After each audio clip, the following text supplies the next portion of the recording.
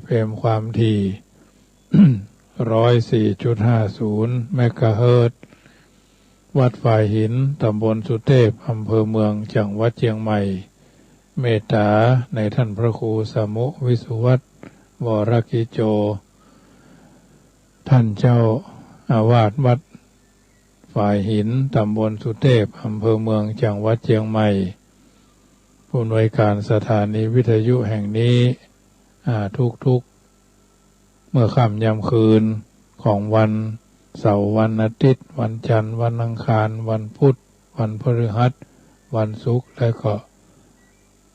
วันศุกร์นี่เป็นวันรายการของวิทยุเมืองฝางเพราะฉะนั้นถือว่าได้มีโอกาสน้อมนำเอาธรรมะสาระมาเป็นปฏิพรย้อนให้ญาติโยมสาธุชน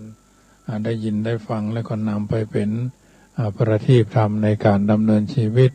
ของเราท่านทั้งหลายน้ำธรรมคำสอน 84,000 พระธรรมขันธ์เราสามารถรังสรรค์เลือกสรรเอาสิ่งที่ดีที่งามมาเป็นปฏิพรให้ตัวตนแต่ละคนแต่ละท่านนำไปเป็นข้อพินิจพิจารณาในการดำเนินชีวิตน้ำธรรมคำสอน 84,000 พระธรรมขันธ์เราสามารถรังสรรค์เลือกสรรเอาสิ่งที่ดีที่เป็นมงคลกับตัวกับตนคือเกิดเป็นมงคลของตัวของตนเราท่านทั้งหลายเป็นลำดับไป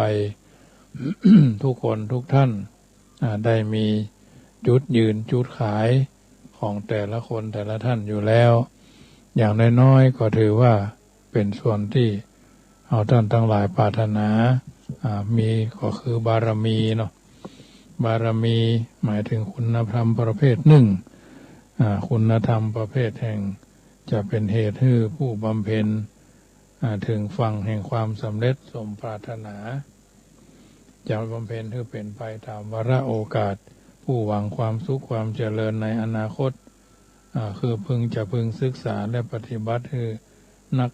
มีในอัธยาศัยทำจิตใจให้เข้มแข็งบ่ท้อถอยทอดทุละก็จะเข้าถึงจุดประสงค์ได้ดีสุดจุดประสงค์ส่วนกว้างตามแนวพุทธศาสนาจัดเป็น3ก็คือประโยชน์ในชาตินี้ประโยชน์ในชาติหน้าและปรมัตถ์คือประโยชน์อย่างยิ่งการที่เฮาท่านทั้งหลายจะคือถึงความสำเร็จในประโยชน์ชนิดใดชนิดหนึ่งก็ล้วนต้องบำเพ็ญบารมีมากมายทั้งสิ้นเช่นคนเป็นคนมีรูปงามร่างกายแข็งแรงบ่มีโรคมีอายุยืนมีลาภนักมียศสูงมีเกียรติก้องทำงานสำเร็จเป็นคนชนะอุปสรรคเป็นคนประสบโอกาสอันดีงามเสมอและที่มีอุปนิสัยใจคอฮักความก้าวหน้าฮักการศึกษาฮักศีลฮักธรรมตลอดถึงมีอุปนิสัยให้ได้มรรคผลนิพพานไม่ใช่มีขึ้นเพื่อโดยบังเอิญแต่ก็มีขึ้นเพราะบำเพ็ญบารมีมามากในอดีตมีอธิษฐานบารมีวิริยะบารมีสัจจะบารมีเป็นต้นแม้ขันติธรรมก็คือความอดกลั้นทนทานก็เป็นบารมีธรรมแห่งอันหนึ่งอันจะนำอำนวยผลให้ผู้คนผู้ปฏิบัติบรรลุถึงซึ่งความสำเร็จเช่นกันความอดทนหรือทนทานเป็นที่ต้องการปรารถนาของคนทั้งหลาย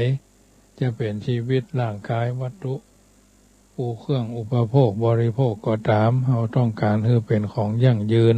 ถาวรใช้งานได้เมินแต่ความทนทานนั้นต้องเนื่องด้วยคุณภาพที่แข็งแรงในวัตถุเหล่านั้นประกอบด้วยการรักษาของเจ้าของเพราะความทนทานของวัตถุต้องเนื่องด้วยวัตถุธาตุแข็งแรงและวัตถุธาตุอ่อนประกอบกันถ้าวัตถุใดมีแต่ความแข็งแกร่งอย่างเดียวเมื่อนำไปใช้งานก็บ่ถาวรเพราะเมื่อถูกของแข็งกว่ามาบดมาเบียดก็แหลกก็ละเอียดลงไปมีแต่ความอ่อนอย่างเดียวก็ใช้งานบ่ได้ต้องอาศัยสภาพ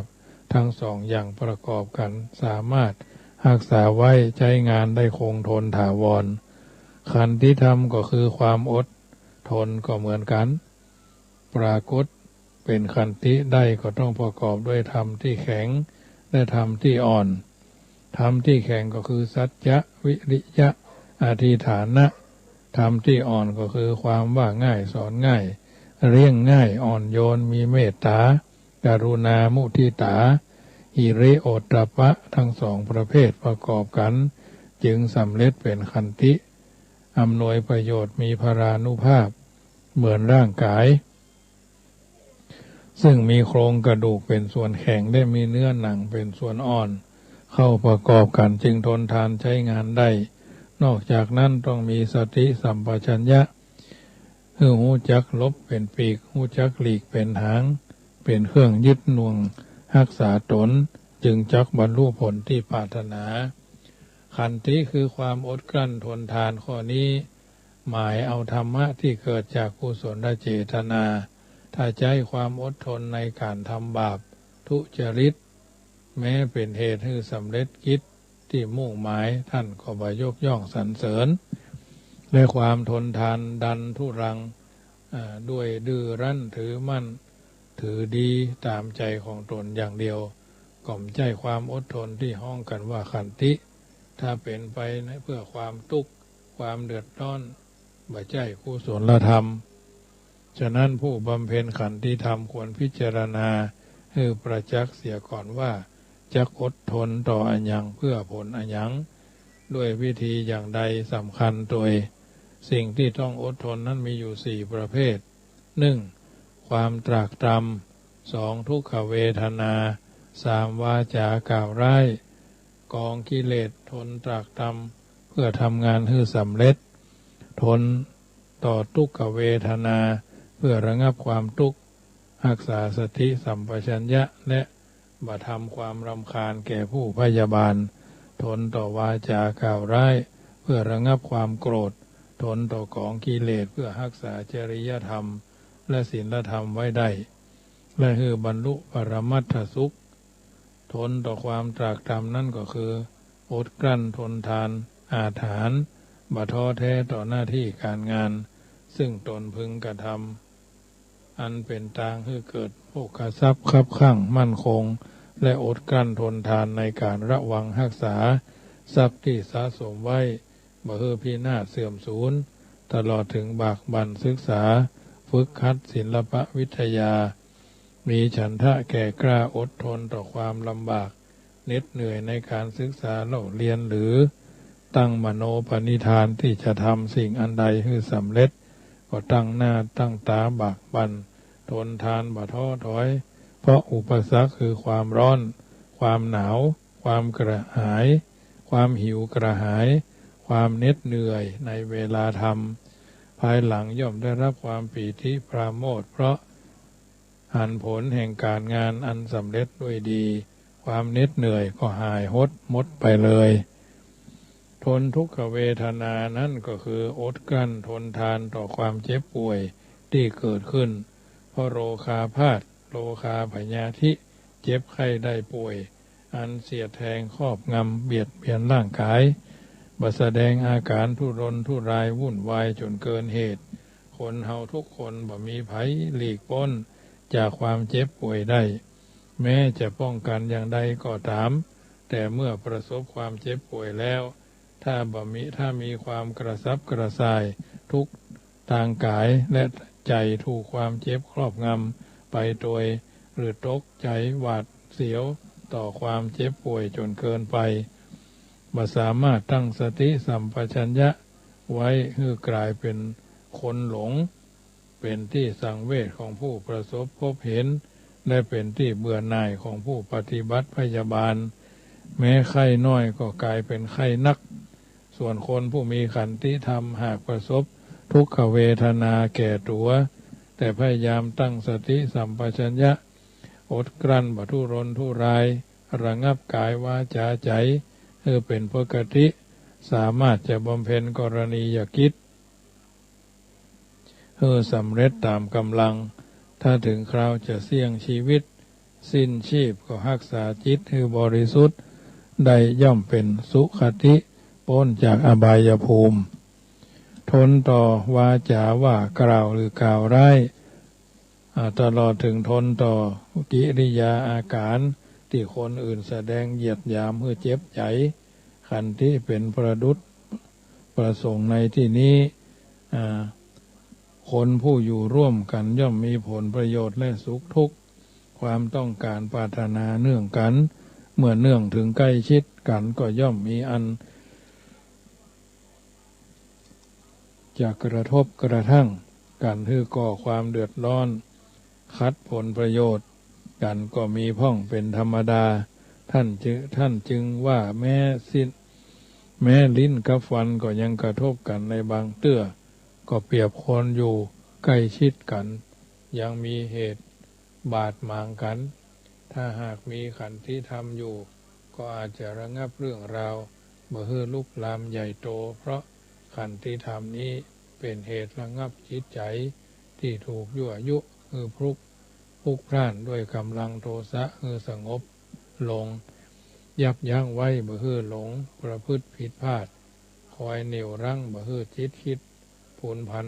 เหมือนพกนุ่นไว้ในอกแต่คือเป็นคนนักแน่นมั่นคงมีสติสัมปชัญญะดำรงมั่นเหมือนพกหินเมื่อขาดคุณธรรมข้อนี้ย่อมเป็นคนหุนหันใจเร็วด่วนได้แสดงกิริยาวาจาเป็นที่น่าเกลียดผลร้ายอื่นๆก็จะเกิดขึ้นนานาประการเช่นแตกสามัคคีเกิดวิวาทบาดหมางประหัตประหารกระทั่งตัวเองเมื่อสำนึกบาปในภายหลังก็เศร้าโศกเสียใจว่าบ่ควรเลยที่จะอย่างนั้น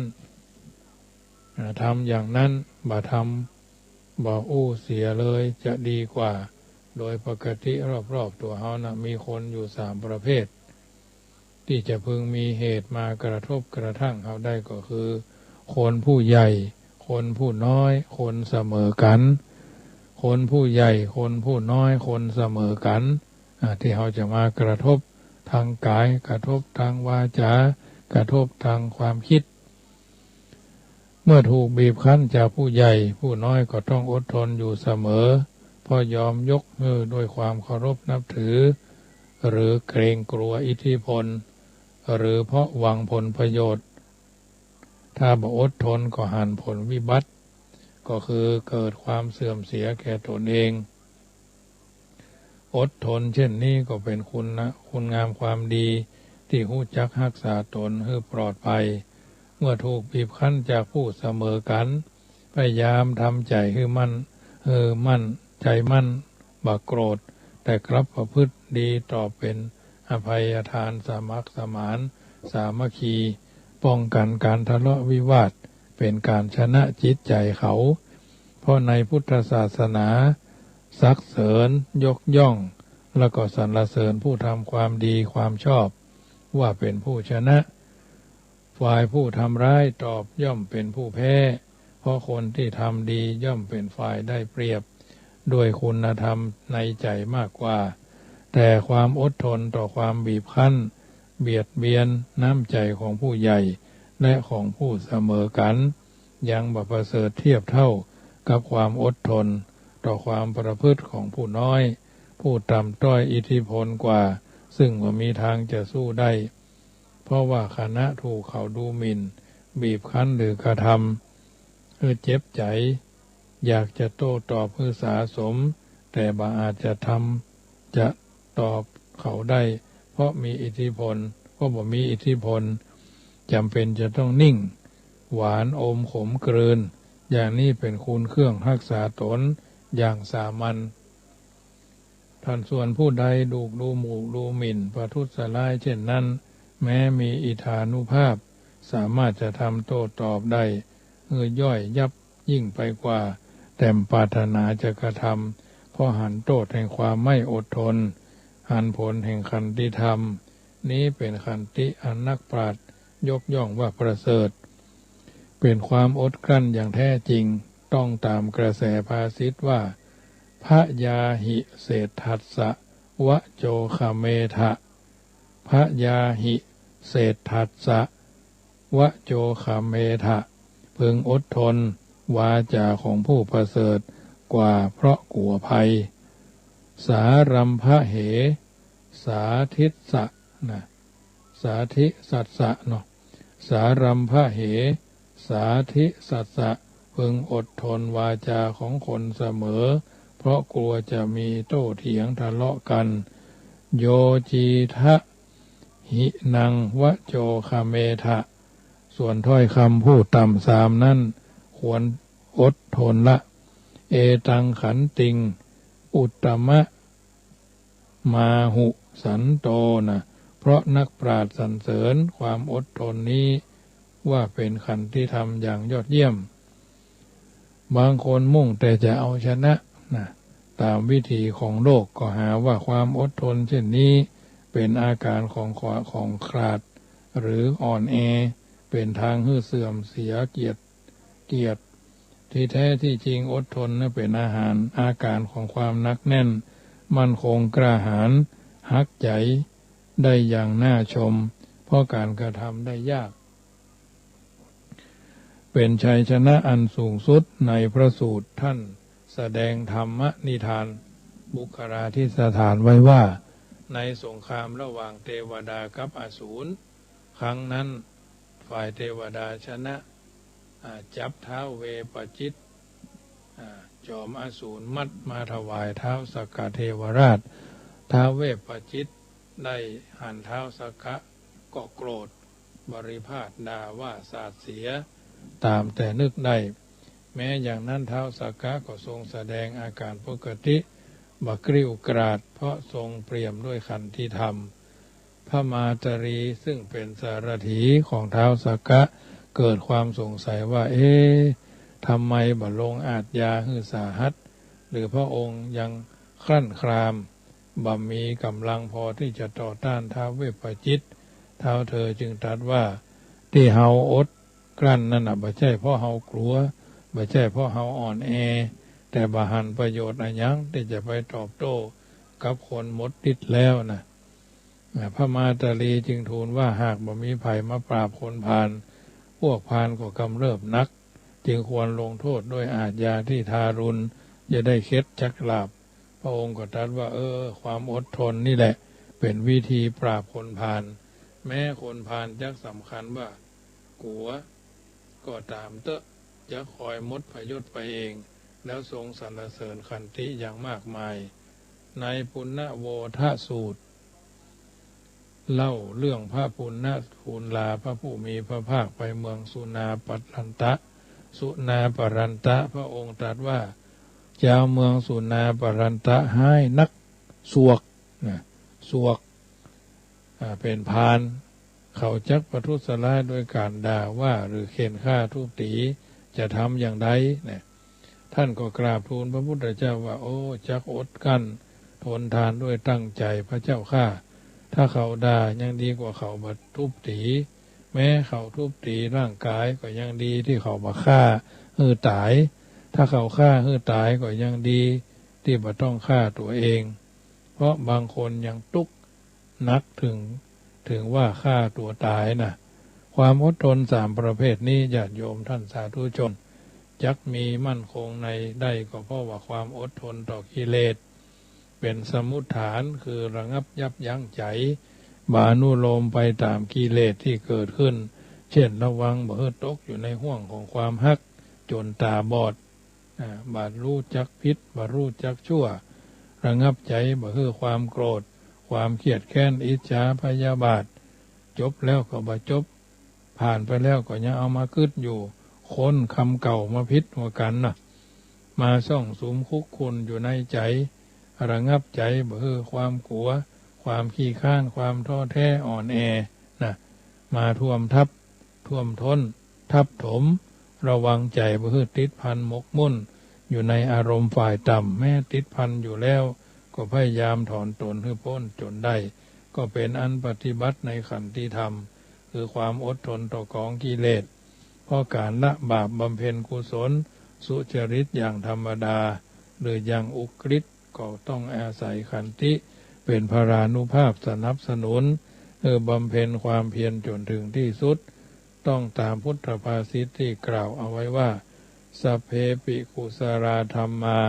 ขันติยาเยวะวัฏันติเตอันกุศลธรรมทั้งสิ้นย่อมเจริญขึ้นก็เพราะว่าขันติธรรมเท่านั้นญาติโยมสาธุชนท่านผู้ฟังทั้งหลายอาตมาภาพก็ได้น้อมนำเอานานาสาระเรื่องของความอดทนเรื่องของบารมีนะมาสาธกมาสาธยายให้ญาติโยมนำไปพิจารณาในค่ำคืนนี้รายการนี้ก็มาถึงช่วงสุดท้ายก่อนที่จะเปิดสายให้ญาติโยมสาธุชนได้ฟังแล้วก็นำไปเป็นข้อเตือนที่สักคิดใจก็ขอประชาสัมพันธ์ข่าวสารงานบุญของวัดจังกำมาเชิญร่วมทำบุญเป็นเจ้าภาพนาคตันหรือคันถวยจำนวน28 ตัวมีเจ้าภาพแล้ว19 ตัวนะยังเหลือแถม19 ตัวเนาะยังเหลือแถม19 ตัวตัวละ 3,500 บาทนะนาคตันหรือคันถวยป้านลมหรือใบละกา25 ตัวมีเจ้าภาพแล้ว5 ตัวยังเหลือแถม20 ตัวตัวละ 4,500 บาทกระดิ่งเด้งนะ129 แก่นมีเจ้าภาพยังขาดเจ้าภาพไป85 แก่นเนอะอันนี้ก็น้อมเอิญเจริญพรร่วมทำบุญสุนทรทานเป็นเจ้าภาพกันได้ตามจิตเจตนาปรารภของเราแต่ละคนแต่ละท่านเนอะเพราะฉะนั้นเราอยู่ในสังคมแห่งการอยู่ร่วมด้วยช่วยกันคนละเล็กคนละน้อยคนละนิดคนละหน่อยถือว่าเป็นสิ่งที่สามารถกระทำบำเพ็ญให้เป็นไปญาติโยมท่านผู้ฟังทั้งหลายภาษิตไทยเตือนใจกันเอาไว้ว่าอย่าข่มเขาโคขืนให้คลืนหญ้าอย่ากวัดแกว่งบาทาหาเสี้ยนน้ำอย่าทำนาบนหลังคนจนสิ้นงามอย่าเหยียบข้ามคนล้มให้จมดินอย่าตีวัวกระทบคาดปราดท่านห้ามอย่าชิงสุกก่อนหามจะสามศีลอย่าสาวไส้ออกมาให้กากินอย่าติฉินรำไม่ดีโทษปีทอดกองอย่าชักศึกเข้าบ้านให้หารหักอย่าเห็นจักเห็นกงจักเป็นดอกบัวจะมัวหมองอย่าเห็นขี้ดีกว่าไส้ไม่เหลียวมองอย่ากินปูนร้อนท้องจะหมองตรมอย่ายกตนข่มท่านสรรหาผลอย่าตีตนไปก่อนไข้ไม่งามสมอย่าสีซอให้ควายฟังหวังชื่นชมอย่าเที่ยวถมน้ำลายใส่หน้าผามันจะตกใส่หน้าเฮาเองนะญาติโยมท่านผู้ฟังทั้งหลายผู้ทำดีมีประโยชน์โสติผลประโยชน์ตนและผู้อื่นทุกคืนค่ำบอกเหตุผลชั่วดีคอยชี้นำคิดพูดทำสรรสร้างแต่ทางดีผู้นั้นคือสัตบุรุษสุดประเสริฐคบผู้นั้นไว้เถิดประเสริฐสีฟังเอาไว้ได้ปัญญาในวาทีประพฤติตามล้วนความดีมีแก่ตนนี้เป็นสัจธรรมที่บัณฑิตชนท่านผู้รู้ก่อนใครเอาไว้นำมาสาธกยกคือญาติโยมได้ฟังเพิ่นบอกว่าจงภูมิใจแต่อย่าภูมิใจแต่เคารพผู้อื่นมั่นใจแต่พร้อมรับฟังอ่อนน้อมแต่แข็งแกร่งจริงจังแต่มีความสุขนิ่งแต่มีพลังโดยใจความโดยพิสดารคือภูมิใจในตัวเองเป็นสิ่งที่ดีแต่ถ้าภูมิใจนักเกินไปจนกลายเป็นข่มคนอื่นไปทั่วคุณจะกลายเป็นคนคุยโวโอ้อวดความมั่นใจในตัวเองเป็นสิ่งสำคัญแต่ถ้ามั่นใจนักเกินไปจะกลายเป็นบ่ฟังไผตือปือเนาะยิ้วหนาตาฮึกยิ้วบางกลางยาวไปเหียก็จะเป็นคนยิ่งยโสความรู้เป็นเครื่องสำคัญแต่ถ้ามีความรู้นักจนคิดว่าตัวเองถูกเสมอก็จะกลายเป็นคนมีอีโก้นักลำไปความอ่อนน้อมจะทำให้เราเป็นคนหน้าฮักแต่ถ้ามีนักเกินไปก็จะกลายเป็นยอมเลยจะกลายเป็นอ่อนแอนะอ่อนโยนแต่อย่าอ่อนแอนะแข็งแรงอย่าแข็งกระด้างนะความจริงจังก็ทำให้เราดูมุ่งมั่นแต่ถ้านักเกินไปก็จะเป็นผลลัพธ์สูงหวังผลลัพธ์สูงจะกลายเป็นเครียดนะหน้ามิ้วคิ้วขมวดขี้เกียจมักขมตากลมมักล่าไปเหียนะ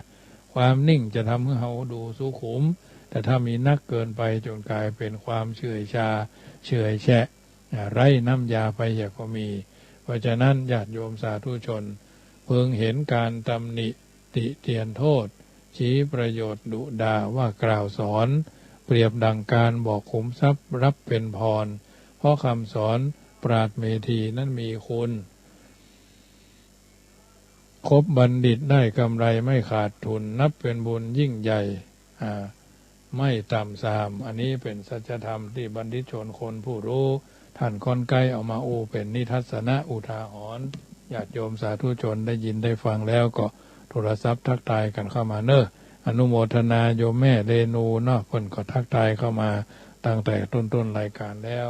สาธุชนที่อยู่ทางบ้านเป็นจะได้พ้องฝนตกก็วัดจังกรรมมาเดี๋ยวนี้ก็ตกมาละลอกที่3เนาะ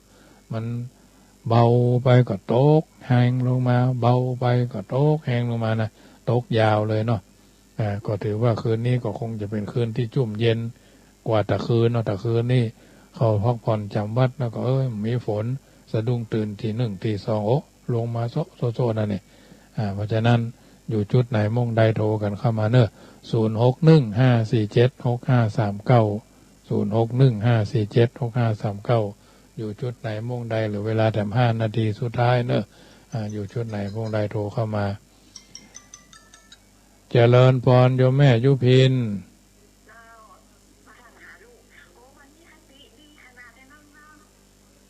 ได้หลายรถล่อ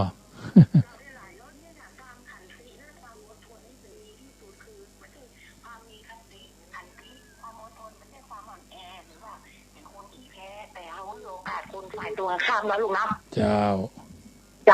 คือว่าดีที่สุดเนาะเราทำดีที่สุดเนี่ยคือฝ่ายตรงข้ามเพื่อสบายใจหรือมีความสุขเราก็ดีใจละเนาะหันตีความดีสุดยอดเลยเป็นกำลังใจแม่ยุพินเนอะเราลูกสบายดีเนาะเจ้าสบายดีเจ้านมัสการเจ้าไหมพี่นานสารพีพี่น้องสารพีฝนตกก็ครับแต่ใจไว้สาบารมีท่านเจ้ามหาครับวันนี้ฝนตกหวานค่ำน้ำสมสมัยกับฟังน้ำฟังธรรมนะท่านเจ้าเนาะมันถึงเวลาเปิดละทดลองก่อนจะเข้าภาษาท่านเจ้ามันตกก่อนมันจังแผ่วทีหลังเนาะแผ่วปลายครับมันจังมาแผ่วทีหลังแหละเมื่อฮ้อนก็ฮ้อนท่านเจ้าเอ้ยสภาพอากาศบดเดียวฮ้อนก็ฮ้อนแตะฮ้อนว่านะครับครับผมขอแจกใจไว้สาบารมีธรรมท่านเจ้านะครับกับไว้สาครับโอ้ยครับผมพี่น้องสารพีเนาะ0615476539อยู่จุดไหนโทรกันเข้ามาเป็นกำลังใจให้ซึ่งกันและกันเนอะโทรสาย2 สายก็ถือว่าเป็นยาใจเนาะยาใจคนจนไม่ใช่ไม้พี่ลมพรนะญาติโยมเอาละพอไปพอมาก็เหลือเวลาแถมบหลายก่อนนำรายการจะท่านไปนำท่านเข้าสู่พุทธมนต์คาถาท่องทวนก่อนรับก่อนนอนว่าก่อนจะนอนภาวนาสาธุพระว่านะมะพะทะอย่าเฉยไฉเป็นหัวใจนะโมเตโชชัยป้องกันภัยยามหลับไม่อับจนเมื่อล้างหน้าอย่าล้างเปล่าเอาสิริเสกพุทธสังมิก่อน3 หนเป็นตำราเป็นมหาชัยมงคลที่พระมนต์คุ้มกันอันตรายจะจากเรือนคันใครไกลที่อยู่ถึงประตูยืนหยุดจุดที่หมายภาวนาสุขโตโพธิยายแล้วผันผายได้พิพัฒน์สวัสดีอีกจะพระกะสะปัทมังเป็นมนต์ขังเป่าปัดกำจัดผีทั้งปีศาจพูดพายร้ายการีเสก7 ทีขับไล่ไม่แผ่วพานพุทธสังมังคลังโลเกอย่าเฉยไฉนี้คาถามหาศาลเป็นมงคลคุ้มกันอันธพาลถึงรุกรานได้ดีหนีกระจายเสกทุกคราสวมสร้อยห้อยพระเครื่องเดชกระเดืองเรียกมงคล3 สายช่วยป้องปัดพยันอันตรายทั้งหญิงชายเมตตาปราณีเอ่ยอภิวาทานาสีฤทธสนิจังวุตตาปัจจายโนจัตตารโอธรรมาวาทันติอายุวันโนสุขังพลังพร4 ประการอายุขอให้ยิ่งเยินจนเกิน100วันนะขอให้เปล่งปลอยสุขใสสีสุขะมีความสุขกายสบายใจ มีพละกำลังต่อสู้อุปสรรคขวากหนามจุเยี่ยงจุปการจุใหญ่น้อยใจยิงนั่นจุงจักมีอายุวันโนสุขังพระลังขอเจริญพร